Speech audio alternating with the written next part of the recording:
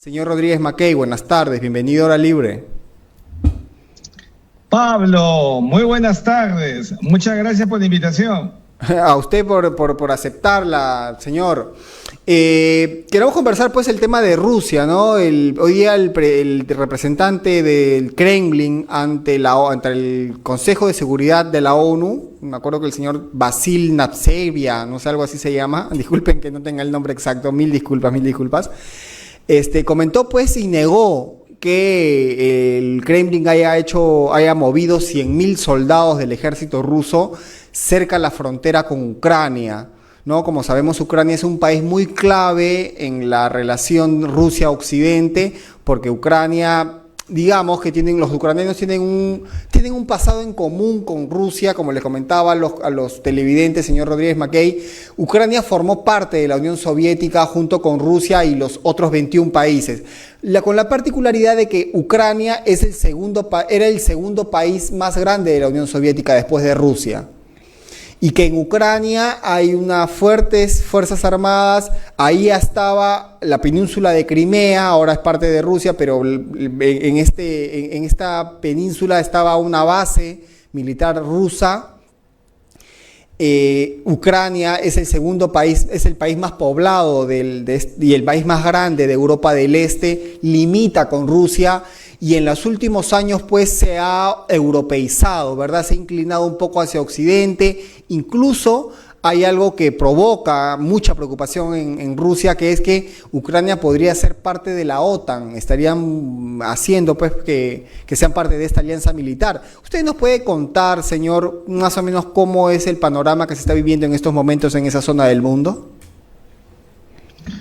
Claro que sí, Pablo. Creo que has hecho una ilustrada introducción sobre un tema bastante complejo, diría yo, pero que se puede resumir en algunas variables. En primer lugar, es evidente de que Rusia todavía no termina de asimilar que las 16 repúblicas que formaron parte de la Unión Soviética, la entonces poderosa Unión Soviética con Rusia misma, ya no son sus feudos, ya no les pertenece. Y entonces esa conducta en la política exterior rusa no la hemos visto en su madurez. Rusia cree que puede seguir teniendo control satelital sobre estos países. De hecho, los tiene. No en la dimensión como cuando antes de que se produjera el desmembramiento de la entonces Unión Soviética, pero lo tiene. Sin embargo, hay algunas que se han mantenido absolutamente recalcitrantes a una dirección por parte de Moscú, y es el caso de Ucrania, que muy bien has dicho. Y Ucrania tiene otra particularidad. Es un país que sirve de puente, pero al mismo tiempo tiene recursos. En esa zona hay mucho gas, hay mucho petróleo. Y entonces ahí hay dos cosas. Primero, marco de influencia. ¿Qué significa esto? Que Rusia no quiere, y tampoco a Estados Unidos le gustaría, que fuera cerca a su territorio, por ejemplo en Cuba, de que haya presencia occidental, como en Estados Unidos presencia rusa. Y entonces, claro, esto se llama dominio de marco de influencia. No lo quieren. Y una Ucrania que en sus últimos procesos lo que hace es mirar hacia Europa. Quiere ingresar en la Unión Europea, quiere ingresar en la OTAN, quiere ingresar en todo el proceso de lo que significa esta visión europeizante para países que han estado más pegados a la Unión Soviética del pasado. Entonces, comprenderás que a Moscú no le queda nada bien de que las fuerzas de seguridad, las fuerzas militares de Europa estén casi en las narices de Moscú, que sería Ucrania. Si acaso Ucrania se incorpora a la OTAN, no lo van a permitir. Entonces, ¿qué ha pasado? Se han vuelto extraordinariamente disuasivos. Es decir, mandaron 100.000 hombres a la zona de la frontera, a la zona del Donbass, que es la más contigua al lado ucraniano, y evidentemente eso ha sido tomado por Occidente como que quiere haber una invasión. Mira, yo no creo ni que Rusia quiera invadir Ucrania porque no está ni siquiera en condiciones materiales, económicas para soportar una guerra, ni creo que tampoco Estados Unidos, lo he venido diciendo en varias columnas, en correo, quiera un acto bélico con Ucrania y con Rusia, digo. Y entonces la prueba está en que en las últimas horas, ¿qué ha hecho el gobierno de Joe Biden? Pues ha ido al Consejo de Seguridad de la ONU y buscando qué, evitar un conflicto. En verdad, lo que está haciendo Estados Unidos es un poco lo que Rusia, como sabes, niega rotundamente la posibilidad de una invasión y de un conflicto. Ninguno quiere conflicto. Lo que están haciendo es disuadir, y en la disuasión están ganando. Exacto. Rusia gana porque la disuasión permite que el precio del gas y del petróleo se eleve, y al elevarse el precio del gas y del petróleo, Rusia tiene más ingresos. Pero si acaso hubiera un conflicto, en una hipótesis que realmente niego, ese gas, el gas que pasaría por Ucrania para conectarlo a una Europa que lo necesita, y por tanto los países de la OTAN, que son los que Estados Unidos tiene que cuidar, Estados Unidos ya maneja la variable de Qatar. Qatar tiene petróleo, Qatar puede abastecer a Europa, creo que más caro, y no sabemos por cuánto tiempo. ¿Sabe por qué más caro? Esa es la realidad que están viviendo en estos momentos los países con lo que se llama una tensión internacional. Solamente eso, y no hay ninguna escaramuza, ni acto de guerra, ni de nada. Pero digamos, pues, o sea, obviamente que el conflicto para ambos lados sería el último escenario, nadie lo quiere, pero obviamente que hay un forcejeo, ¿verdad? Y en este forcejeo, quien pone la mano más débil, termina haciendo concesiones que el otro quiere y lo ve como un triunfo. El mundo lo ve como un triunfo. Es decir, si es que Rusia, por su capacidad militar, más no económica, porque hay que decir una cosa, señor, que la economía rusa es más pequeña que la de Corea del Sur, me parece. Lo de Rusia es puro poder militar y puro poder geopolítico, presencia, es el país más grande del mundo, que duda cabe. Pero obviamente no va a querer la guerra. Por Ucrania pasan gasoductos, que son los donde se transporta el gas hacia Europa, que Rusia le vende a Europa. Y quería comentarle algo.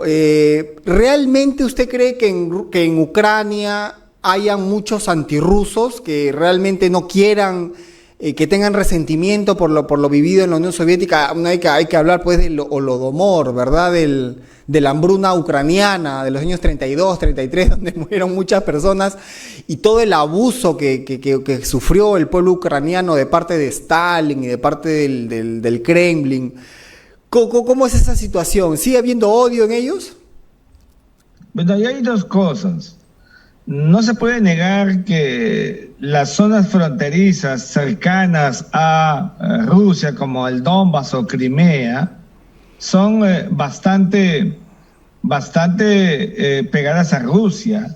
Están en una relación muy importante, y la población que allí vive es una población que habla ruso, prorrusa, tenemos que decirlo. Claro, también evidentemente, hay otro sector que es, no te voy a decir el mayoritario, pero sí sostenidamente importante, que quiere mirar a Europa y desdeña el pasado latigado que le hizo Moscú a Kiev y a otros espacios importantes. Entonces, aquí hay un tema que no solamente pasa por recintos poblacionales, sino por un tema de poder, por favor, de poder, de recursos y de poder. Si no hubiera recursos, Pablo, ni poder, es evidente que nadie hiciera caso, ni Estados Unidos ni Rusia se interesarían en la propia Ucrania. Pero aquí es un tema de marco de influencia, de mirar que hasta las tensiones sirven para empoderar. De hecho, si Estados Unidos va al Consejo de Seguridad y no termina haciendo lo que decía Joe Biden, de que iba a arremeter si hubiera alguna cuestión, algún sobresalto ruso, Rusia se empieza a empoderar, porque claro, no es una potencia planetaria como en el pasado, pero sí es una potencia regional. y ese poder regional le ha permitido disuadir. Mira, cuando Rusia invade hace 7 años Crimea, cruzó 1.000 tanques, no hubo absolutamente ningún acto bélico y Estados Unidos solamente terminó condenando. Claro, le impuso sanciones, pero no había absolutamente nada más que eso. Entonces, ahí es un juego, yo diría más bien un marco de tensiones y de poder. Y Estados Unidos en estos momentos tiene que buscar empoderamiento, ha perdido mucho. La salida de Afganistán lo ha hecho ver a Estados Unidos en el imaginario planetario como un país derrotado. Y eso no se puede repetir en el caso de Ucrania, y por eso Estados Unidos, si quiere mantener ese estatus internacional, recuerda que las relaciones internacionales no todo solamente es, sino que también tiene que parecerse.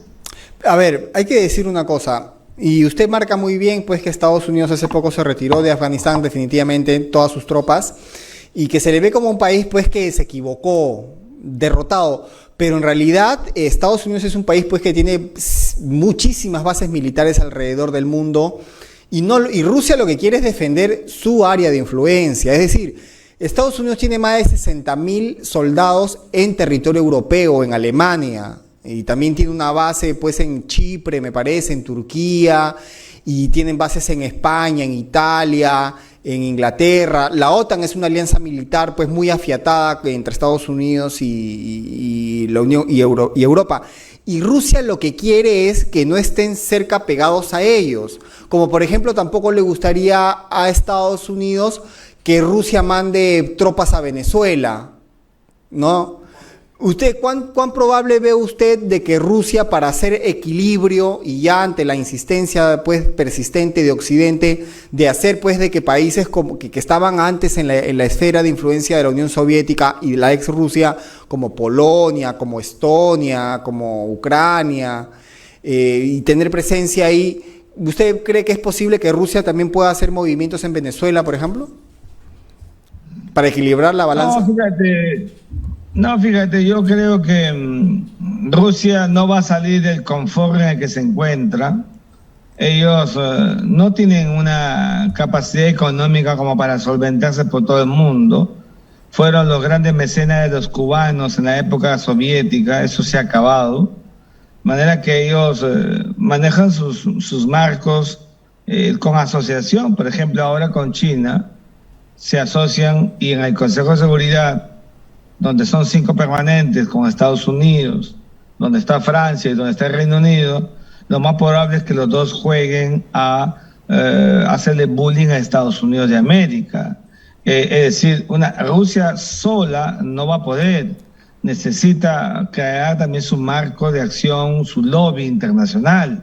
Yo no veo a una Rusia cruzando el continente, eso cuesta muchísimo dinero, mover flotas de ida y vuelta, mantenerla, solamente la que Estados Unidos mantiene en el Golfo Pérsico es extraordinariamente carísima. De manera que yo más bien estoy pensando que este marco de líderes por disuasión que estamos viendo van a terminar acá apagándose en el Consejo de Seguridad y todo tendrá que volver al statu quo porque no estamos en un momento de la historia donde una guerra pueda solventar algún rédito para Estados Unidos o para Rusia. Mira, los dos en sus frentes internos están menoscabados. Joe Biden no llega al año y todavía no ha podido ni siquiera vacunar al 90% de su población, 80% de su población. Y el caso de Putin, como sabes, viene siendo imputado por grandes sectores de la sociedad por estas maneras policíacas y de represalia contra sus opositores. Ha perdido bastante prestigio que ha tenido en el pasado, pero que lo está perdiendo. Entonces, los frentes internos no son tan buenos.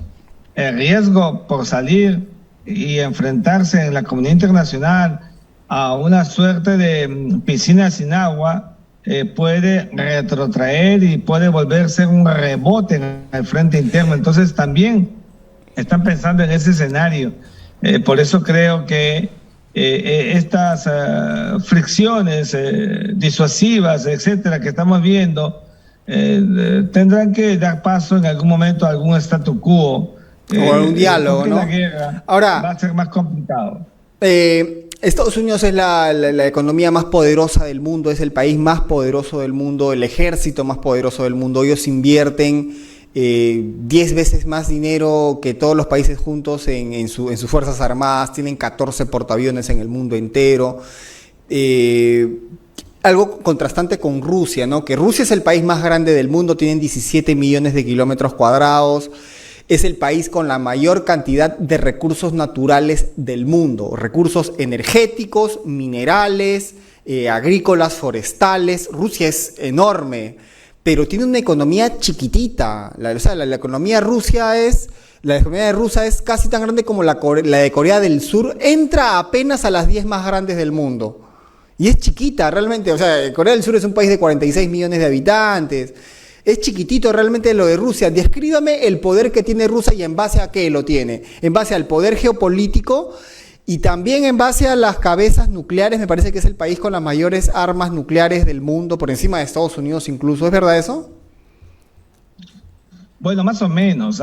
No es la economía rusa chiquitita tampoco. O sea, Rusia es el segundo país o tercer país del planeta. Cuidado. La economía rusa, no, a ver, vamos a poner acá, es realmente más pequeña que la italiana. O sea, las economías son la americana, la china, la japonesa, la hindú, la alemana, la francesa, la inglesa, un poquito más por debajo me parece que está la brasileña, y después vienen ahí Corea del Sur, España, Italia, y ahí viene Rusia, Canadá. Perdón, estás confundiendo dos conceptos. Una cosa es un país rico y otra cosa es un país poderoso. Claro, por eso le decía la economía. Yo te podría decir lo mismo de Japón. Japón es un país rico, pero no es un país poderoso. Rusia es un país poderoso, pero no es un país rico.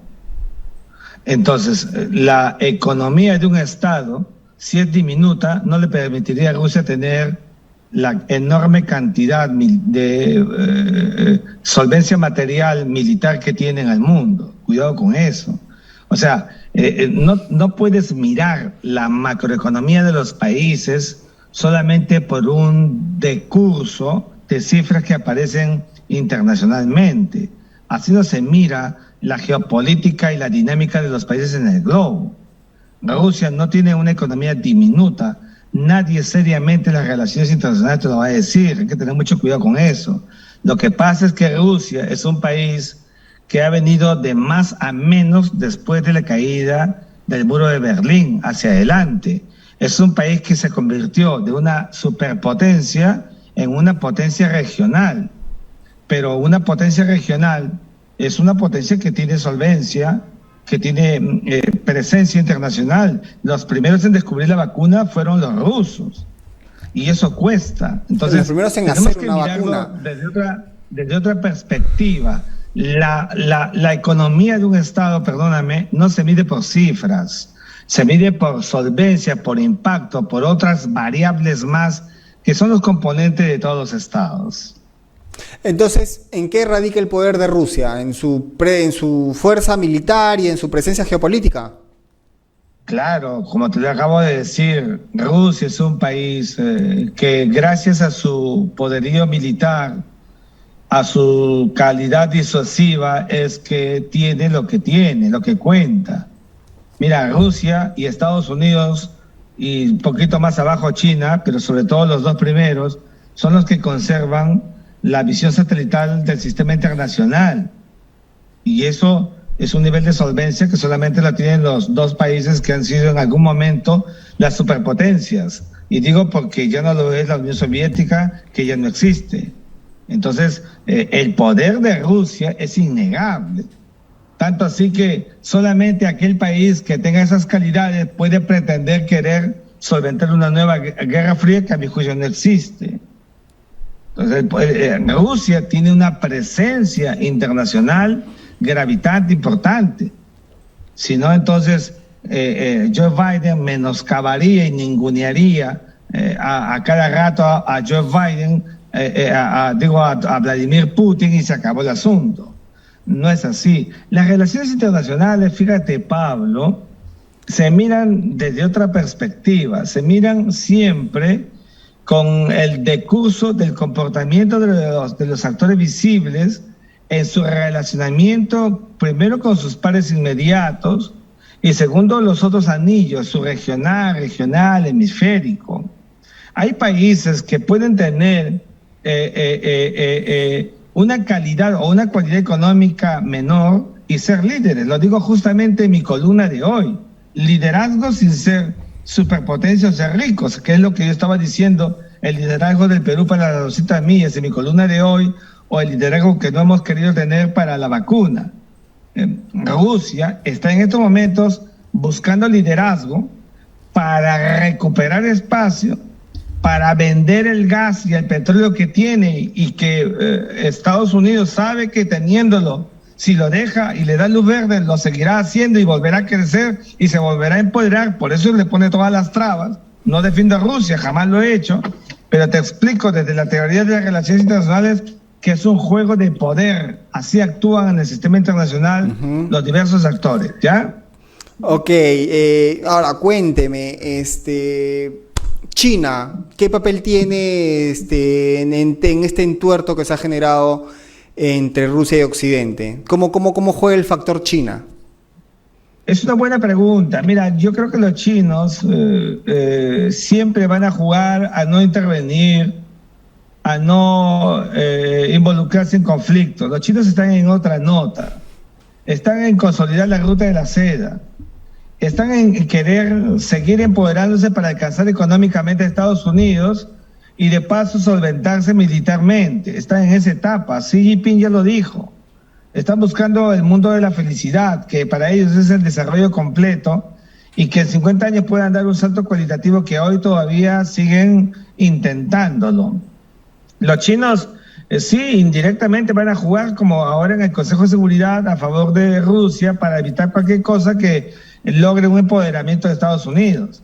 Claro, los chinos van a apoyar a Corea del Norte, que acaba de lanzar un misil, seguramente por disposición de China, para favorecer las tensiones y los actos disuasivos de Moscú sobre Occidente, porque esa es la labor de un hegemón, como es el caso de China, un país importantísimo en el sistema internacional que no llega a tener todavía, fíjate, la presencia y el impacto militar que pueda tener Rusia, incluso esos niveles competitivos con el poder, el gran poder militar de la India, pero que duda cabe, los ha pasado pero de lejos a estos países económicamente. O sea, estamos viviendo un sistema internacional, Pablo, donde los países, donde los actores visibles lidian y ¿para qué? Para solventarse de manera, con liderazgo, de manera primigenia, en los verdaderos catalizadores, solventes y monopólicos del poder internacional del siglo XXI. En esta etapa están aprovechando los menoscabos que ha tenido Estados Unidos con la Torre Gemelas, con la pandemia y con todo lo que pueda significar vulnerabilidad. Recuerda que es un ABC en la teoría de las relaciones internacionales que la debilidad de un Estado será la solvencia y fortaleza del otro. Y así juega el sistema internacional contemporáneo, y el pretérito está en toda la dinámica del relacionamiento de los actores visibles. Ok, señor Miguel Ángel, nos ha gustado mucho, le agradecemos su tiempo compartido aquí en Hora Libre y lo invitamos a que próximamente siga participando de nuestro programa. Muy amable por su tiempo, señor. Hasta luego. Gracias, Pablo. Buenas tardes con todos.